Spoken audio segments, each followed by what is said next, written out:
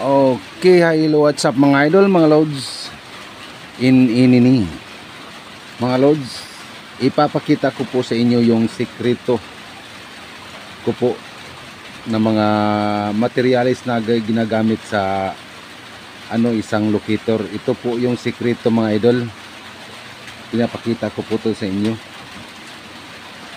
At bago po tayo magsimula, paki-subscribe naman po sa ating YouTube channel, Choy TV. Paki-like, paki-share at paki-click naman po sa notification bell para updated kayo sa mga bago pa nating video mga loads. Mga loads ini.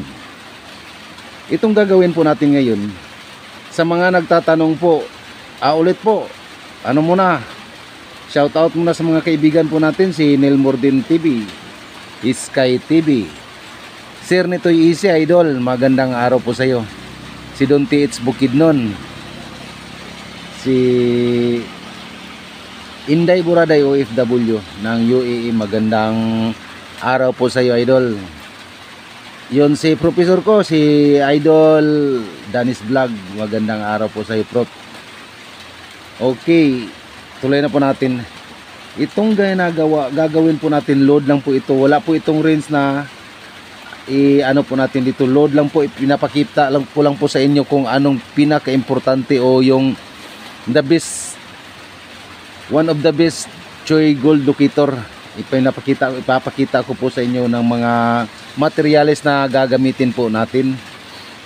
Ito po mga idol, itong klase na wire po ito, ayan o, yung color niya pula, ito. At saka isang carbon rod ng battery, yung malaking battery. Ito po yung gagamitin po natin, isang piraso lang. Then pagkatapos ito, dalawang wire. Ito mga idol, nakuha ko lang po ito sa isang ayan ko na po sa inyo yung saan ko kinukuha yung pinaka the best o yung may experience na locator po natin. Sa mga nagtatanong po dyan kung saan ba natin makukuha, kung saan ba natin mabibili yung mga materials na ginagamit ko, ayun po mga idol, hindi ko po ito nabibili. Ulit po, nakukuha ko lang po itong lahat sa sa yung malaking speaker, yung speaker ng nakukuha ko lang po ito yung naka-rewind po sa niya, yung sa may gitna po niya, yung parang ng baho, marang pong nakadikit ng magnetic o yung magnet po niya, parang nakaganyan, yung parang nandyan po sa loob, yung sa gitna ng speaker, yung naka-rewind po dyan, magkaganyan-ganyan po, ayan. Ito po yung parang pong nandyan po sa gitna, ito po yung naka-rewind po doon. Ito, iwan ko, hindi ko po alam kung anong klaseng wire po ito, o anong klaseng magnetic wire o magnesium wire po ba ito. Itong dalawa, pero magkaiba po yung speaker ka nakuha ko dito. Ito, nakukuha ko sa isang speaker, at ito din, nakukuha ko sa isa na namang speaker, pero magkapareho lang po yung laki niya ng speaker. Medyo may kalakihan yung 18 inches na speaker po yung kinukunan ko dito. Medyo may kalakihan po yung niya, magnetic wire na ginagamit, ayan o, kulay pula po. Ito po mga idol, ipapakita ko po sa inyo kasi na-experience ko po ito, ginagawa ko po ito sa po, hindi ko lang po na ipinapakita ko sa inyo ng tutorial ko dito, kasi sa lahat ng mga nakikita ko na tutorial, binibili po yung gamit o yung mga materials na ginagamit, magnetic wire, binibili. Ito mga idol, hindi ko na ito napakita kasi po noong una, wala pa po akong kung legit pa ito na gagamitin. Tinatry ko lang po ito ginagamit, then pagkatapos tinatry naman po sa site, pero nakikita ko po, dinala po ito ulit po, may video na po tayo dito na yung lang, hindi pa kamakailan lang po, in-upload na po natin ito. din dinapos din, pagkatapos dinala po ito sa San Fernando. Din pagkatapos papunta naman po sila yung mga kasama ko po dito, nagdala po dito San Fernando, din pagkatapos sa Cagayan, din pagkatapos pabalik naman dito sa Davao sa may Kalinan area ng Davao, Kalinan district ng Davao City. Ayun. Then pagkatapos binalik na po dito sa akin. January pa lang po ito, hinirman po sa akin. Ito, naka-rewind na po ito mga idol dito ha. Ulit po, naka-rewind na po ito dito. Binaklas ko na lang po, hinubad ko lahat. Parang makikita po ninyo kung paano natin dito ginagawa itong load na lang po ito. Wala po tayong ipapakita sa inyo na range, ganyan. Pero may may yung range na kinunan ko dito, andyan po, napa-upload na po yung range po dito. Pero pagkatapos ko na in-upload, kinuha ko to, din pagkatapos inano ko sa Bisaya pag ihubad sa nato, gitanggal sa nato, tinanggal ko muna dito para makikita po ninyo kung paano natin dito ginawa o paano po natin dito ni-rewind po dito. Kasi magkaiba pong rewind po dito itong dalawa. Ayan, at may may sukat po yung pag-rewind po dito. Okay. Ang pagkabit po dito mga idol, unahin natin ito yung pulang wire. Magsukat po tayo dito ulit po. Huwag niyong i-skip yung video natin, ituturo ko po sa inyo yung sekreto natin. Ito mga idol, kailangan po magsukat po tayo dito ng 2.5. Dito lang mga idol, mula dito papunta lang dito. Hindi po natin dito ilubos. Dito lang tayo, dito at saka dito, hanggang dito, mula dito hanggang dito. 2.5 cm lang mula dyan. Ayan 2.5 cm. Dyan lang po tayo. Okay, yan muna natin para hindi po tayo mahirapan tayo ng palatandaan dito para po saktong-sakto po yung pagkasukat na paglagay po natin dito. Kasi po pag magkaiba po yung direksyon, magkaiba po yung hindi po sakto yung sukat ng pagre-rewindan po natin o pag po natin dito, pag hindi po sakto yung yung sukat po niya, baka mag-iba po yung direksyon o mag-iba po yung hatak niya. Kasi sagad experience ko na po to, 2.5 cm lang po ang yung linagyan ko dito, malakas po yung hatak niya at may experience na po ito. Isukat natin 2.5 cm. Pala tayo na to ng palatandaan para po sakto lang po yung pag-iikutan po natin. Maglagay po tayo dito ng para po saktong-sakto po yung sukat niya. Importante po yung sukat mga idol.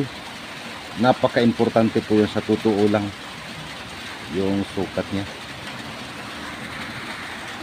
Ayun na po. Pag magawa kayo dito, ganito niyo lang para po sakto po yung 2.5 cm. Ayan. 2.5 cm po yung sukat. Ayan.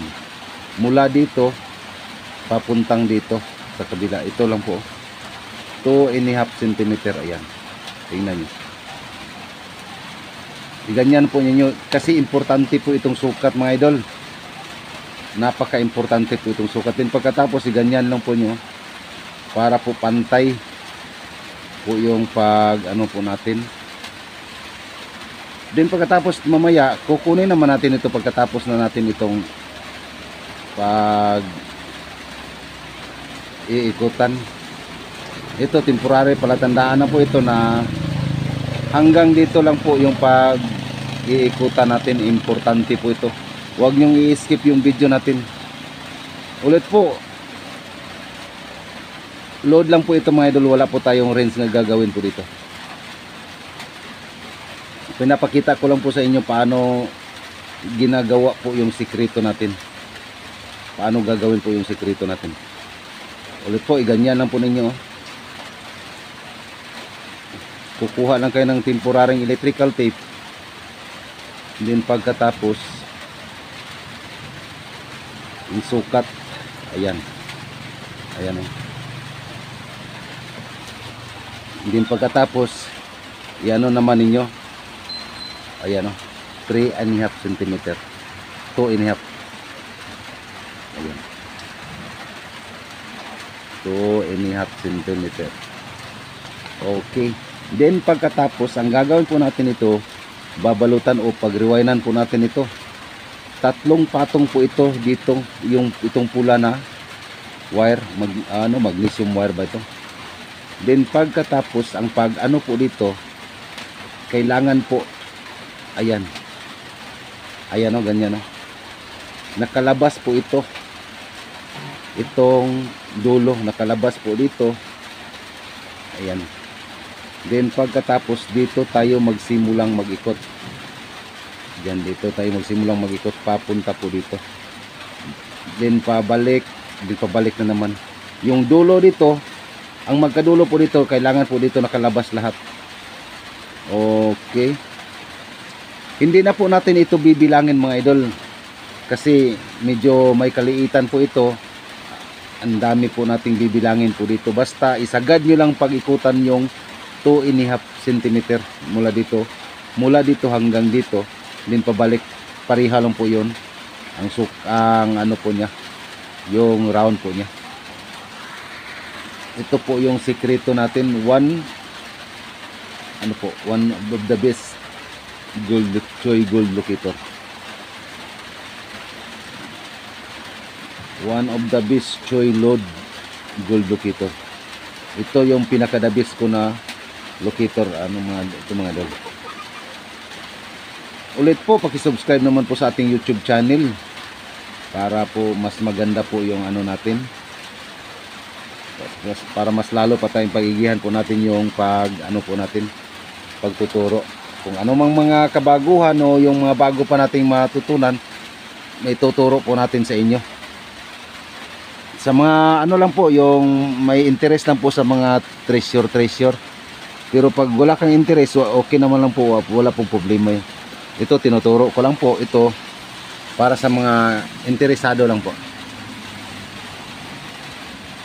Ito mga idol, ulit po, kailangan po maglabas tayo dito ng konti, ganyan, ganyan o, ganyan lang, kahit lang ganyan lang po yung natin, palabas natin yung nakalabas. Din pagkatapos dito tayo magsimulang mag-ikot dyan. Basta ulit po, isagad lang po ninyo, hindi tayo magbilang dito mga idol. Ayan, wala na po tayong bibilangin po dito.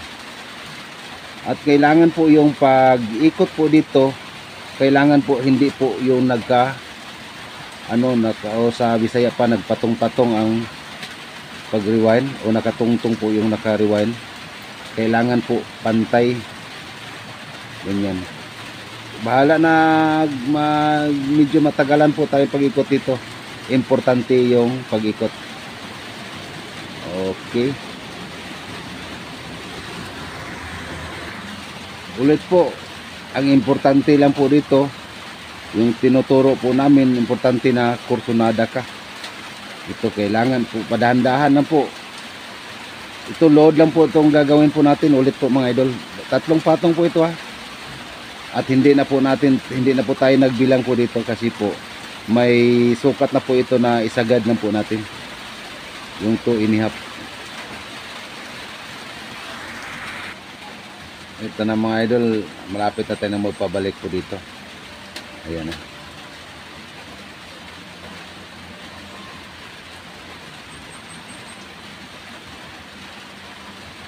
Ayun. Then pagkatapos magbalik na po tayo dito. So balik na po ito mga idol.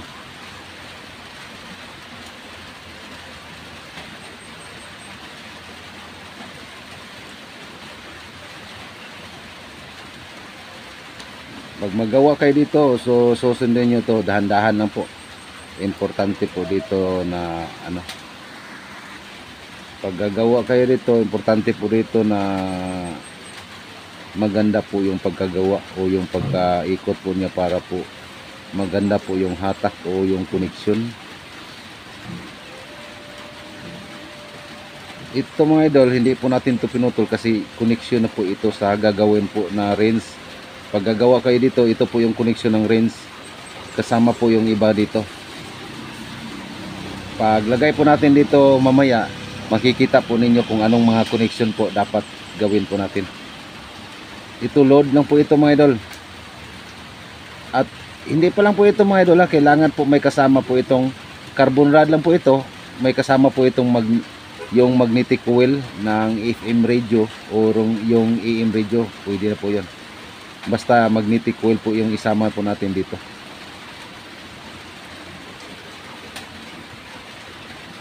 Ito, pinapakita ko lang po sa inyo yung best po natin, yung number 1 po natin na locator, yung one of the best na locator po natin, yung load. Ito po.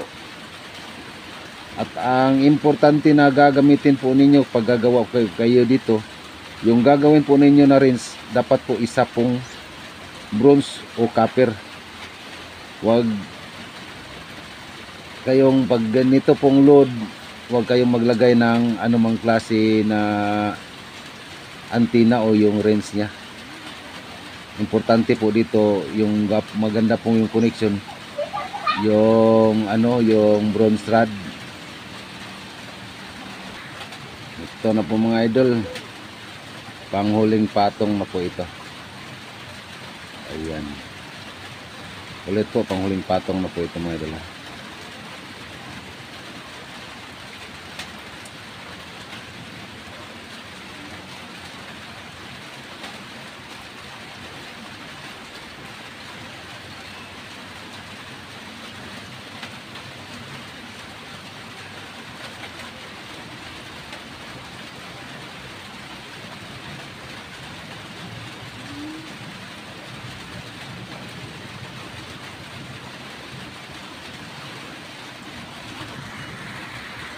Ito na po mga idol.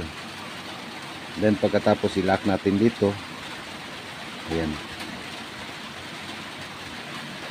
Then ito mga idol, hindi po natin ito puputulin. Tulad ng sinabi ko kanina, gawin po natin ito na po ng range natin. Connection po ng range. Ayan. Then pagkatapos kukunin na po natin ito. Temporary lang po kasi ito eh. Then pagkatapos mag-ikot po tayo dito. Itong dalawa dito. Okay mga idol, kukunin na po natin ito. Unahin po natin ito.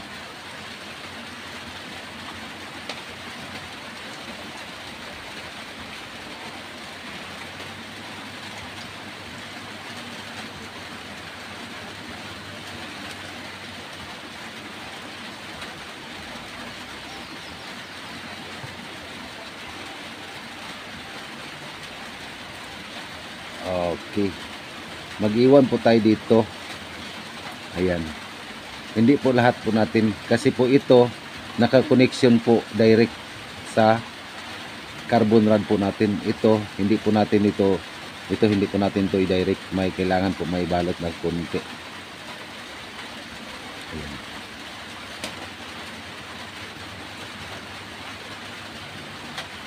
Ayan po.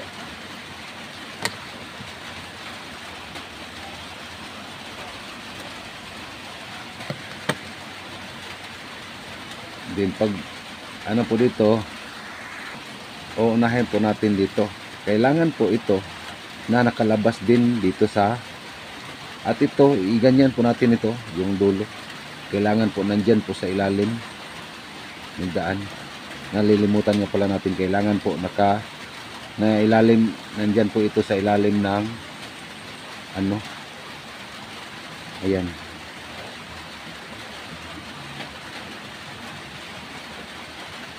Diyan po ninyo siya ilagay, diyan ilalim. Ayan, ganyan. Ganyan po siya. Then pagkatapos, yan, ganyan po yun yung electrical tape. Ayan.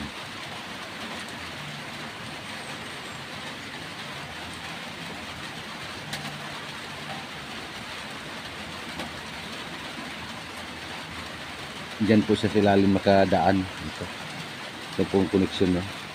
Then ito naman dito sa kabila, dyan sa ibabaw, ganyan. Kailangan po din na nakalabas po siya ng konti. Then pagkatapos mag-ikot po tayo dito. 3 patong din ito. Pag-ikutan po natin.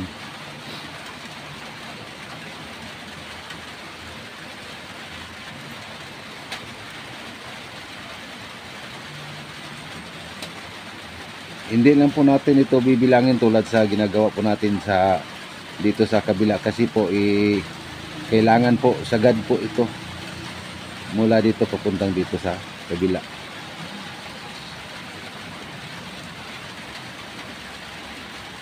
Ulit po 3 patong, tatlong patong din po ito.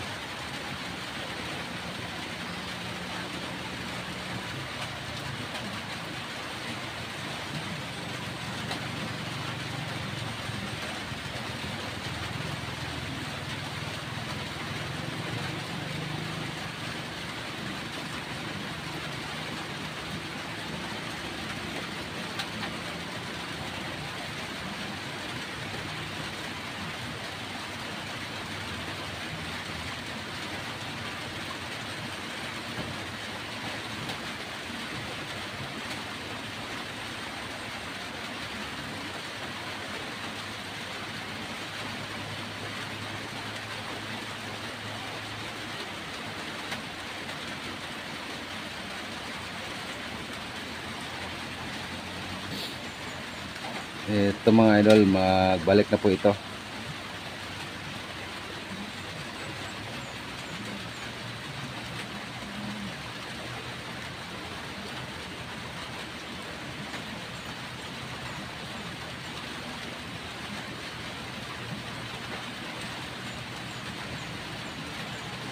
Mga idol, babalik na po ito mga idol.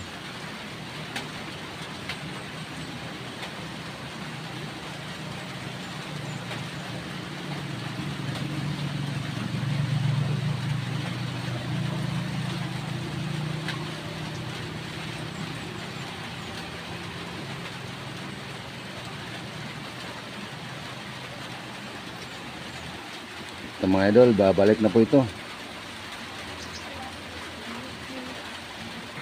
Ayan na mga idol, oh. 3 patong din dito. Din dito naman sa kabila, mag-ano lang po tayo dito ng 2 patong. Okay. Tatanggalin na po natin ito. Then pagkatapos, tulad sa ginawa po natin dito, kailangan po nakabalot. Hindi po direkta na naka-rewind po itong kabila dito sa rad po natin, kasi po ulit po naka-direkta po itong nakadikit po sa rad po natin itong kulay pula na wire.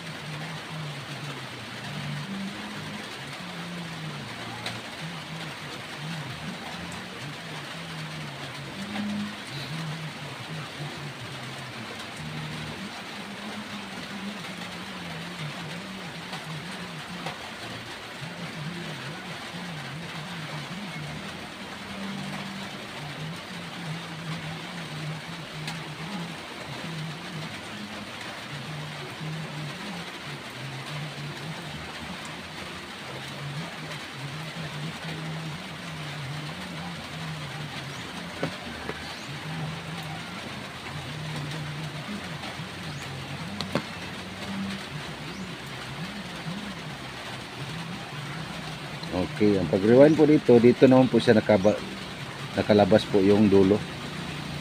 Parang lock lang po natin ito.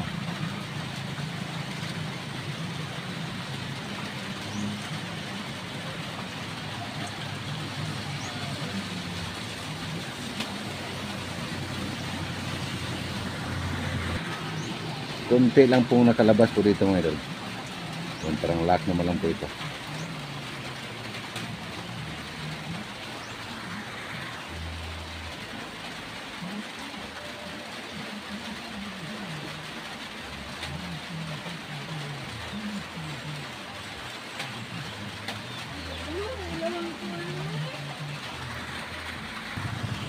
Ito na mga idol, natapos na natin. Ito lang po pinaka-importanting load. Puputuloy na po natin ito.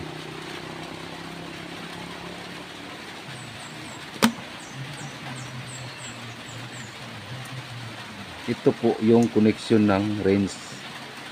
Pag dalawa pong range nyo, dito po yung gagamitin ninyo. Pag isa lang po, yung dagdag po dito na load, may dagdag po ito na load, pero pinaka-importante lang po ito. Pinaka-importante itong load na ito mga idol.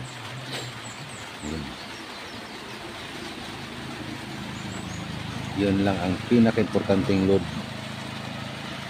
One of the best load, Choy Locator. Ito. One of the best load, Choy Locator. Ito. Okay mga idol, maraming salamat po. Ulit po, tutorial lang po ito sa load po natin. Pinaka-importanting load po ito. Basta ang gagawin nyo lang, maghanap lang kayo ng yung luma na speaker, yung 18 inches, yung laki. Makikita po ninyo ito. At importante po yung hindi pa sunog ito ha. Yung hindi sunog. Ito lahat kailangan po na hindi po sunog. Pag yung mga speaker na malaki, pag makakita kayo, tingnan nyo muna. Pag malalaman naman, may ano po kayo doon na hindi pa ba siya sunog. Then pagkatapos kunin ninyo at gawin ninyo ito. Kukuha kayo ng isang carbon rod ng yung sa malaking battery. Then pagkatapos ito po yung gagawin ng 2.5 cm po yung pag-iikutan nito yun, yung pula na wire din. Pagkatapos and the rest andito sa may bandang gilid. Ayan. Okay, maraming salamat po ulit po. Paki-subscribe po sa ating YouTube channel, Choy TV. Paki-like, paki-share at paki-click naman po sa notification bell para updated kayo sa mga bago pa nating video mga loads. Mga loads in.